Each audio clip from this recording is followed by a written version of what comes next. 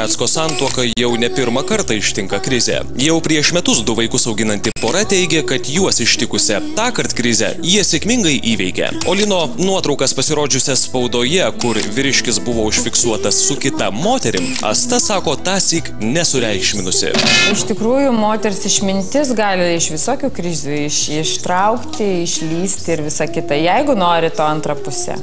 Jeigu abu nori. Jeigu tik abipusių norų pagalba galima viską įspręsti. Didžiulės krizės duobės, išlipti iš prarajų ir visa kita. Bet jeigu nors viena pusė kažkiek tai nenori, tai tada viskas autas neįmanoma.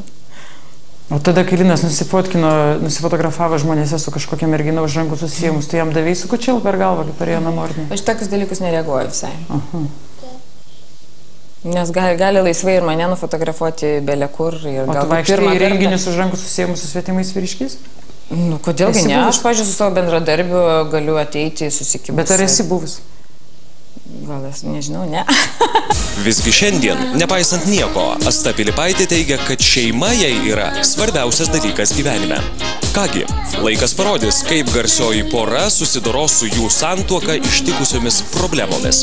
Svarbiausia juk neprarasti vilties, kad viskas bus gerai. Čia esu verta labai didelės meilės ir labai didelės laimės.